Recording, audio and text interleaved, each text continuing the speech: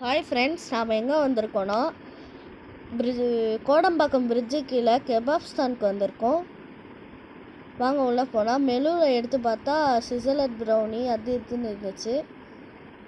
அதுக்கப்புறமா barbecue, grill chicken, combo offers, mojito, biryani, fried rice, அதுக்கப்புறமா நானு, அது கிரேவி, காம்போ ஆஃபர்ஸ், மேட்ச்லாம் ஓடிட்டு இருந்துச்சு. ஹோட்டல் சூப்பராக இருந்துச்சு. ரெஸ்டாரண்ட் சூப்பராக இருந்துச்சு. அதுக்கப்புறமா பார்பிக்யூ சிக்கன் ஆர்டர் பண்ணியிருந்தோம்.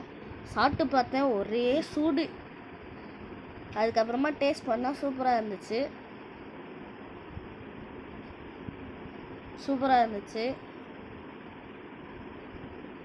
5 பீசஸ் ஆர்டர் பண்ணியிருந்தோம்.